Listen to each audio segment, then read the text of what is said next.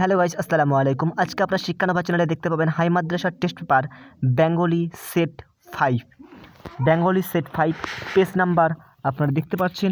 এই মুহূর্তে 10 এবং 11 পেজ আমরা আজকে সলভ করব। তো চলো বন্ধুরা, দেরি না করে শুরু করা যাক। প্রথম প্রশ্নটি যেটা আছে সেটা দেখবো আমরা। দেখো, তপনের মেসোমশাই কোন পত্রিকার সম্পাদককে চিনতেন? সন্ধ্যা তারা।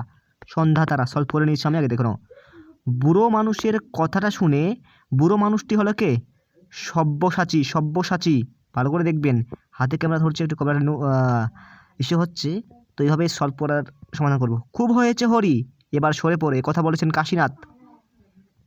তারপর যুদ্ধ হলো, যুদ্ধ হলো রক্তের এক আগ্নেয় পাহাড়ের মতো।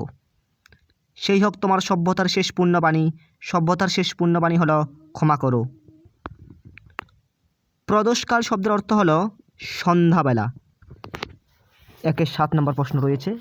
তো বন্ধুরা, আপনি বলতে চাচ্ছি যে যদি আমাদের চ্যানেলে সমস্ত ভিডিও পেতে চাও তাহলে অবশ্যই চ্যানেলটি সাবস্ক্রাইব করো এবং পাশে থাকো আমাদের। সিজার স্টাইলাস দিয়ে আঘাত করেছিল কাফকাকে। অনেক ধরে ধরে টাইপরাইটারে লিখে গেছেন মাত্র একজন, তিনি হলেন অন্নদাশঙ্কর রায়।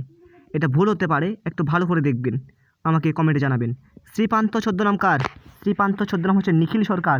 দেখতে পাচ্ছেন নিখিল সরকার, এই যে পয়েন্ট করে দিয়েছে নিখিল সরকার। বিভক্তি শব্দের অর্থ হচ্ছে বিভাজন, দেওয়া আছে। উপনগরী সমাসটি হবে কোন সমাস? এই যে ক নম্বর অপশনটা, রাজা রাজায় যুদ্ধ হয়। খুব ইম্পর্টেন্ট প্রশ্ন এটা মাদ্রাসা বোর্ডের জন্য। ব্যতিহার কর্তা। উপমান ও উপমেয়ের মধ্যে অভেদ কল্পনা করা হয় যে সমাজে, সেটা হচ্ছে রূপক কর্মধারয় সমাসে। মহিম কালেশো। নিম্নরেখা পদটি হল সম্বন্ধন পদ। কোনটি বিভক্তির প্রধান কারক নয়?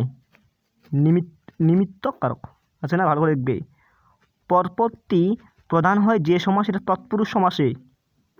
লাস্ট প্রশ্ন, এই যে লাস্ট প্রশ্ন দেখছেন, এটা হচ্ছে পানিনি হবে। হ্যাঁ, আমরা খুব শীঘ্রই এরপরে টেস্ট পার্টটা নিয়ে আমরা এরপরের কোনো একটা অধ্যায় নিয়ে আমরা উপস্থিত হব, যে কোনো একটা সেট নিয়ে।